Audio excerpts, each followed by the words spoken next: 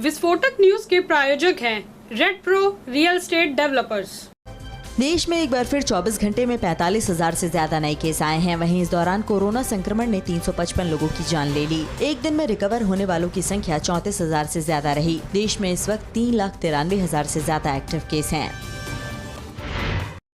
Corona के मोर्चे पर राहत की बात यह है कि यूपी और दिल्ली में हालात लगातार नियंत्रण में हैं। दिल्ली में पिछले 24 घंटे में सिर्फ 39 केस आए तो यूपी में 35। दिल्ली में पिछले 24 घंटे में कोरोना से किसी की मौत नहीं हुई। यूपी में एक्टिव केस करीब 250 हैं तो दिल्ली में तकरीबन 350। देश में अभी भी 42 जिले ऐसे हैं जहां कोरोना के रोजाना 100 से ज्यादा नए केस सामने आ रहे हैं। इस बात की जानकारी देते हुए केंद्रीय हेल्थ सेक्रेटरी राजेश भूषण ने कहा कि देश भर में पिछले हफ्ते रिपोर्ट हुए कोरोना वायरस के 69% मामले अकेले एक राज्य केरल से हैं। स्वास्थ्य सचिव ने ये भी कहा कि दूसरी वेव अभी भी खत्म नहीं हुई है। हालांकि ये लगातार 9वां सप्ताह है जब देश में वीकली पॉजिटिविटी रेट 3% से कम रहा है। वहीं देश के 38 जिलों में वीकली पॉजिटिविटी रेट 5 से 10% के बीच है।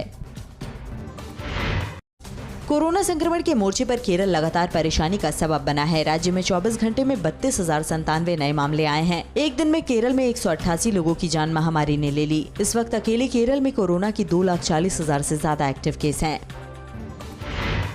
पंजाब सरकार ने कोविड को लेकर नई गाइडलाइन जारी की है। पंजाब में बाहरी राज्यों से आने वाले लोगों को RT-PCR की 72 घंटे के भीतर की नेगेटिव रिपोर्ट दिखानी होगी। ये नियम हवाई माध्यम से आने वाले लोगों के साथ साथ सड़क के रास्ते आने वालों पर भी लागू होगा। इस नियम से सिर्फ उन्हें छूट मिलेगी जिन्होंने वैक्सीन की दोनों डोज ले ली है। ये नई गाइडलाइन फिलहाल 15 सितम्बर तक प्रभावी रहेगी।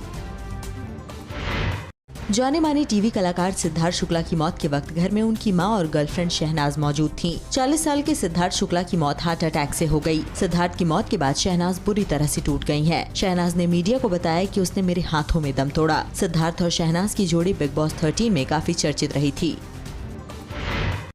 CBI ने JEE मेंस परीक्षा में कथित हेरफेर को लेकर 19 जगहों पर छापे मारे हैं। निजी संस्थान एफिनिटी एजुकेशन प्राइवेट लिमिटेड और उसके निदेशकों पर गड़बड़ी का आरोप है। जांच एजेंसी ने इस संबंध में बुधवार को मामला दर्ज किया था और बृहस्पतिवार को परीक्षा खत्म होने के बाद छापेमारी की। बताया जाता है कि छापेमारी में कई संदिग्ध और आपत्तिजनक दस्तावेज मिले हैं।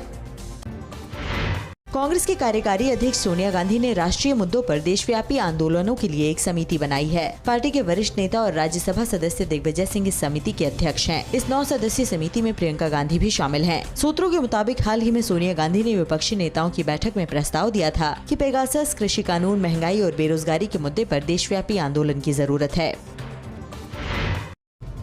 मध्य प्रदेश में सरकारी परीक्षा और भर्तियों में OBC को 27% आरक्षण देने का आदेश जारी हुआ है। यह आदेश 2019 से यानी बैकडेट से लागू होगा। जिन परीक्षाओं पर हाईकोर्ट का स्टे है उन्हें छोड़कर सभी परीक्षाओं में आरक्षण का ये फैसला लागू किया जाएगा। शिवराज सरकार के मंत्री भूपेंद्र सिंह ने कहा कि मुख्यमंत्री के निर्देश पर बीजेपी की सरकार ने ये ऐतिहासिक निर्णय लिया है। महाकाल के भक्तों के लिए अच्छी खबर है। अगले सप्ताह से श्रद्धालु 50% की क्षमता के साथ भस्म आरती में शामिल हो सकेंगे। महाकाल के दरबार में बीते 1 साल 5 महीने से श्रद्धालुओं के प्रवेश पर प्रतिबंध है। इसके साथ ही अब VIP श्रद्धालुओं को मंदिर में दर्शन के लिए 100 रुपए चुकाने होंगे। हालांकि अभी नंदी हॉल पूरी तरह से प्रतिबंधित रहेगा।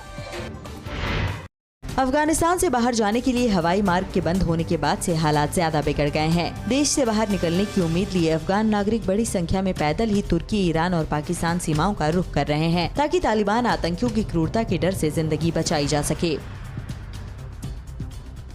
तालिबान के कब्जे के बाद अफगानिस्तान अब भुखमरी की कगार पर है। इस बाबत UN के एक अधिकारी ने अलर्ट किया है कि अफगानिस्तान में इस महीने के बाद जबरदस्त भुखमरी की स्थिति आ सकती है। UN अधिकारी ने कहा है कि जिस तरह की चुनौतियों से अभी अफगानिस्तान गुजर रहा है उससे वहां खाने की किल्लत पैदा हो सकती है।